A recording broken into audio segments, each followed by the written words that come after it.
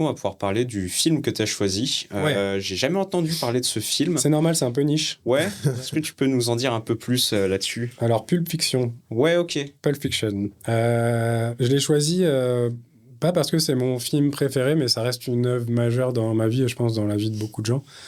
Mais moi, en gros, avant Pulp Fiction, je regardais des films pour les acteurs, en fait, les acteurs que j'aimais bien. Du coup, j'allais voir le film. Et si l'histoire était cool, c'était cool. Mais en vrai, je voulais surtout voir mes acteurs préférés, Bruce Willis, Mel Gibson, etc. Tout ça, quand t'es petit, ou Stallone, machin. C'était un autre temps. Et en fait, quand j'ai vu Pulp Fiction, je suis tombé vraiment dessus par hasard à la télé. Ça devait être, je vais avoir 15 ans. Et j'ai été mais happé littéralement par ce film. Je me rappelle, j'étais sur le bord du canapé, j'étais même pas bien assis et je suis resté vraiment bloqué sur le truc. Et ça a procuré un effet qui m'était pas arrivé avant, c'est qu'en fait le film est resté en tête beaucoup trop. J'étais là, mais qu'est-ce que je viens de regarder en fait? Et juste le fait que ce soit monté dans le désordre, c'est là où je me suis dit, mais attends, mais c'est-à-dire qu'il y a quelqu'un qui a décidé ça. Et c'est là où en fait j'ai compris qu'il y avait quelqu'un, qu'il y avait un réalisateur en gros, quoi. Et c'est là où j'ai commencé à m'intéresser au cinéma en fait. Et ça tombe bien parce que c'est aussi une super œuvre en dehors juste du fait qu'elle soit montée à l'envers, quoi. Enfin, du coup, je l'ai regardé, re-regardé. C'est le film que tu as le plus vu dans ta vie? Ou pas forcément? Non, c'est pas le film. Alors, c'est marrant, tu sais, on parlait de ça à un moment donné. Je me considère pas du tout comme cinéphile. Je fais pas du tout mes devoirs. Je connais mal les noms des réalisateurs. Je connais pas trop le pourquoi du comment de tous les trucs. Enfin bref, j'ai même pas un historique de la cinématographie en général, tu vois. Mais par contre, je suis cinéphage, quoi. Enfin, tu sais, je bouffe les trucs et plusieurs fois le même plat, quoi. J'aime beaucoup regarder les films plusieurs fois.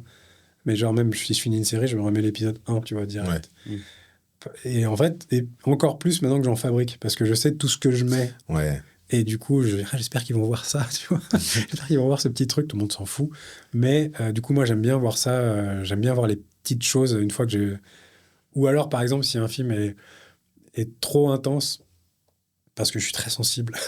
Si un film est trop intense, j'aime bien le revoir en étant, ok, je sais ce qui va se passer. Ouais. Maintenant, je veux apprécier. Parce que moi, j'ai du mal avec tous les films d'horreur, les trucs comme ça, les trucs qui me font sauter, qui me font... T'as un exemple d'un film un peu trop intense pour toi que t'as dû revoir après un peu plus au calme? Ah non, mais moi, ça peut être Little Miss Sunshine. Hein, je veux dire, moi, j'ai vraiment un niveau de tolérance très bas. Hein, je veux dire, si c'est trop... En fait, à un moment donné, l'émotion prend vraiment le relais. Et du coup, Mais par exemple, moi, il y a une série... les séries à tension, en fait.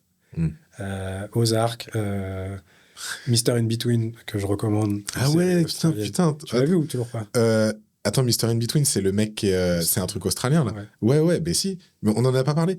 Non. Ah, ok. Faut qu'on en parle. Parce que moi, je pensais que j'étais tout seul à avoir trouvé ce truc-là, quoi. Ok, donc trop cool. Et la tension évidemment, je pense pas aux autres séries, mais il y en a tellement, enfin, des trucs où tu tiens vraiment ton canapé, ou même The Office, hein, The Office de Ricky Gervais, le cringe total. Celui de Ricky Gervais. Ah ouais. Lui, il est vraiment dans le cringe pour de vrai, quoi. Et ça, pareil, ça fait partie de mes séries mes références de séries. J'ai pas pu le mettre dans ma liste, mais The Office UK, parce que j'ai pas regardé les US. Et je vous emmerde. On est dans la même équipe. Là, tu m'emmerdes. Là, tout de suite, tu m'emmerdes. Ah, vous m'emmerdez tellement tout de suite. Non, mais après, j'adore Steve Carell, etc. Machin, mais c'est bien, c'est autre chose. En fait, moi, je suis pour qu'elle existe. Il n'y a aucun souci là-dessus. Puis comme ça, tout le monde s'est fait des thunes, c'est super. Mais il n'y a pas le côté genre... et tout à coup, il y a eu The Office. Un peu comme et tout à coup, il y a eu The Wire. Enfin, tu vois, il y a un moment donné, il y a eu The Office, quoi. Et je t'en déconne, il y a un moment donné où j'étais dans l'encadrement de ma porte, tellement c'était cringe. J'avais un œil de caché par la porte et je regardais la série avec Ricky Gervais en train de dire de la merde. J'étais ta gueule. Et après, je suis obligé de me le remettre.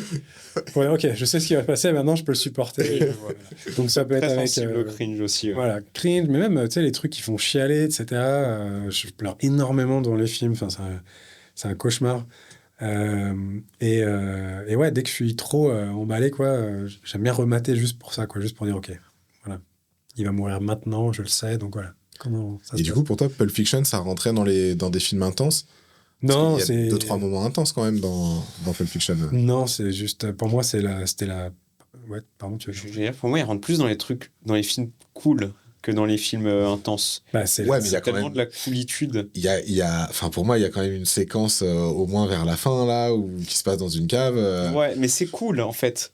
Si tu le prends comme ça, que tu l'expliques à quelqu'un, tu dis il est dans la cave, il sort le sabre, Non, ouais, bon, quand il va chercher les armes, c'est cool, ouais. mais quand la séquence démarre et que tu sais pas trop dans quoi les gars ils se retrouvent embarqués, pour moi, c'est un des moments du film que quand j'ai vu ado aussi, quoi, et c'était un des moments qui me mettait vraiment mal à l'aise, en fait, ce truc-là, tu vois, où je me disais, mais, waouh, on peut faire ça dans les films et tout. Ouais.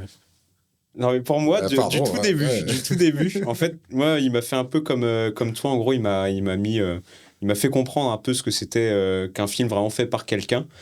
En fait, moi, dans l'ordre des 3 chocs que j'ai pris avant de kiffer le cinéma, ça a fait Fight Club, Sleepers et Pulp Fiction. Et Pulp Fiction, dès le tout début, avec la scène d'ouverture avec Christopher Walken, que j'adore, parce qu'il est totalement malade, ce mec. Ouais. En fait, Watch. Ah, mais exceptionnel. Enfin, vraiment, pour moi, se dire...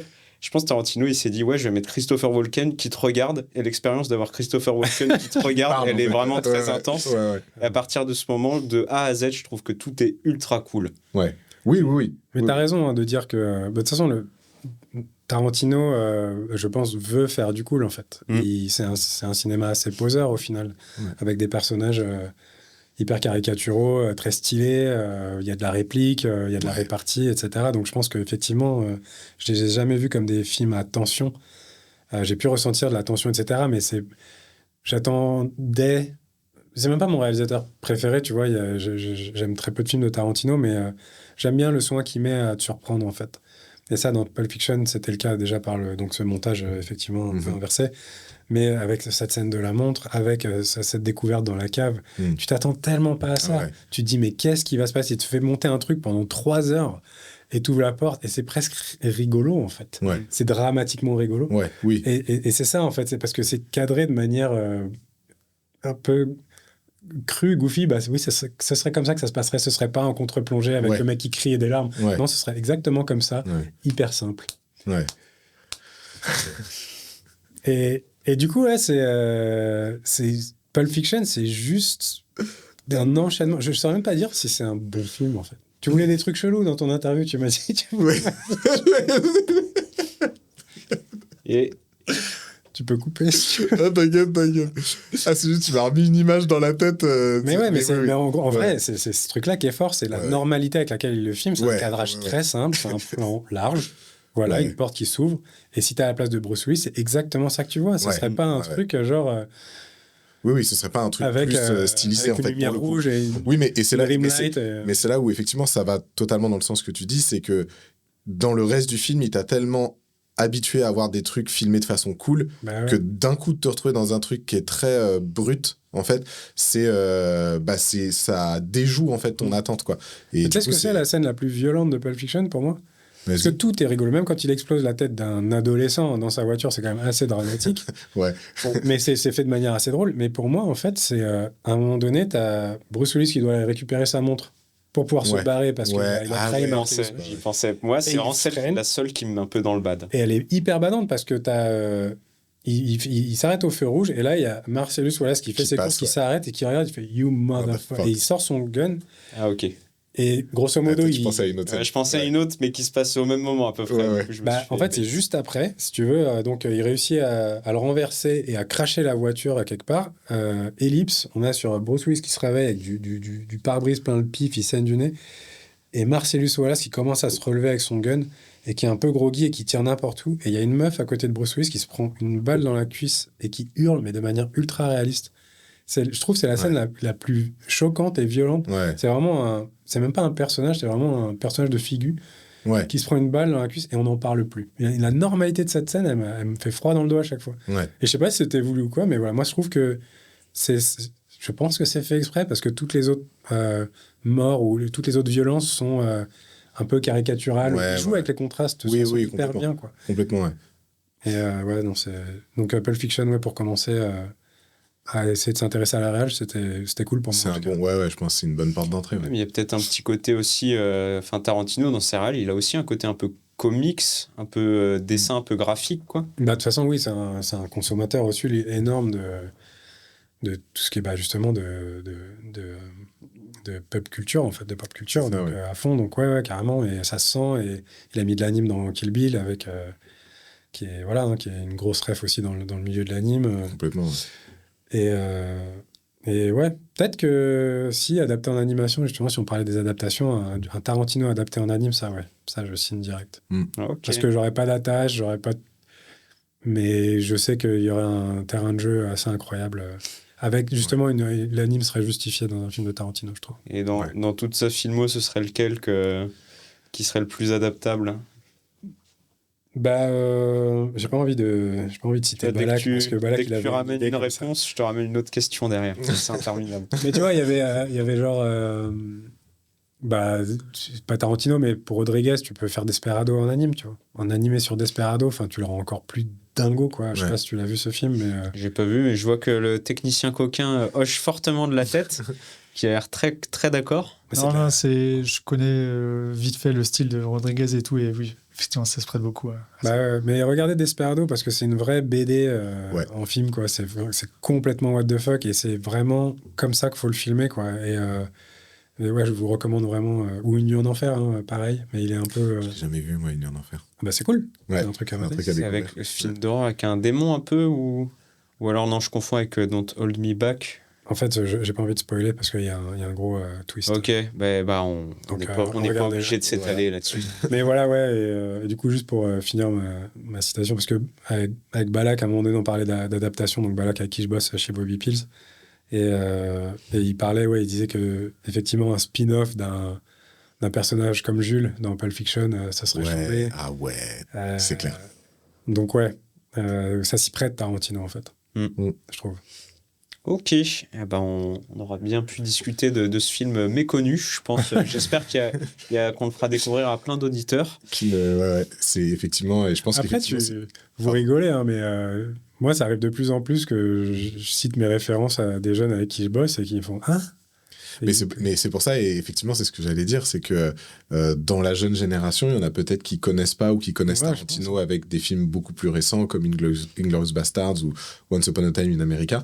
Mais effectivement, Pulp Fiction, pour le rappel, c'est le film qui lui a valu la Palme d'Or, si je dis pas de bêtises. Et donc, du coup, et c'est son deuxième long métrage, le premier étant Reservoir Dogs, qui est aussi un film, honnêtement, qui est hyper intéressant à voir en exercice de premier long métrage, donc avec une économie très très resserrée, et comment tu arrives à générer une tension délirante dans un espace avec 3 persos. Donc c'est vraiment, pour moi, c'est un excellent exercice de mise en scène. Donc effectivement, si vous connaissez ou pas Tarantino, mais si vous connaissez pas toute sa filmo, Reservoir Dogs, Pulp Fiction, c'est des bonnes masterclass, je trouve, de mise en scène, quoi. Et puis la suite aussi, même si, en vrai, moi j'aime bien son cinéma. Enfin, j'ai un avis un peu particulier sur son cinéma, mais globalement, je trouve que c'est un très très grand metteur en scène dans ce qu'il aime faire. Et je pense que c'est plein de bonnes inspi là-dedans, quoi. Ouais, j'aime bien qu'on en parle. Ça, c'est des réalisateurs complètement validés par le monde entier. Ouais, je pense que vous pouvez regarder. Ouais. C'est un peu c'est un peu à la mode de lui chier dessus un peu en ce moment. Ah ouais, pourquoi ? Juste parce je pense que c'est la mode de chier sur tout le monde. Oui, c'est ça. On aime bien un peu détruire nos idoles, quoi, en gros. Ouais. C'est un peu ce côté-là. Si je peux me permettre, c'est pas que pour ça, c'est qu'il a eu des propos assez litigieux sur des acteurs, notamment Paul Dano. Oui, j'ai vu ça. Et donc c'est pour ça que ça crée un peu la polémique. Okay. Et petite parenthèse, notamment aussi sur l'acteur Matthew Lillard.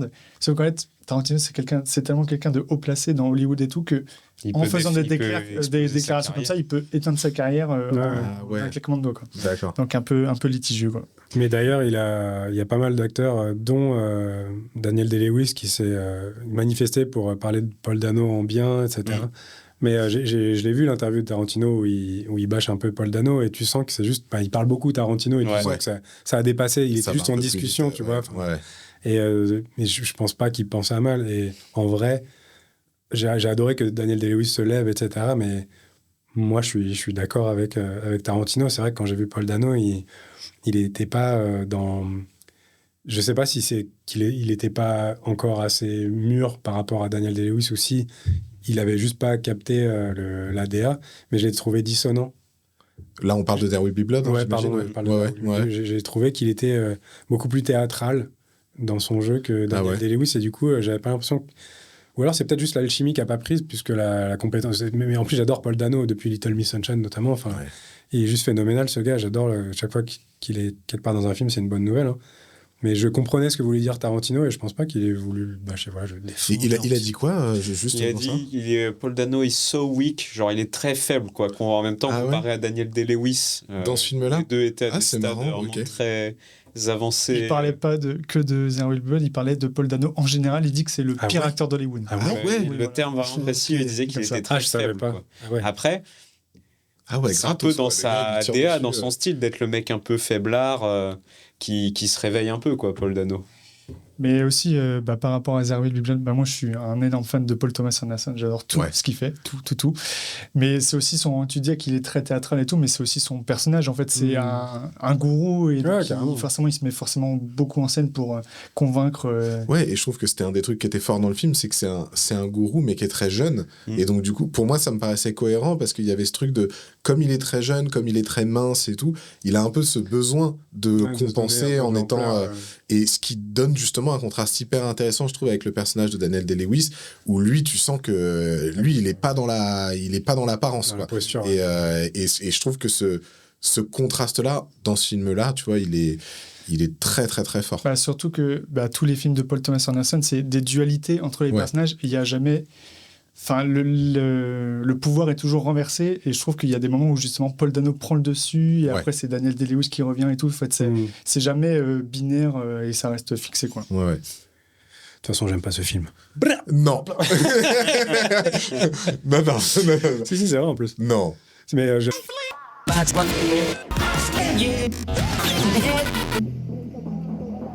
More intensity.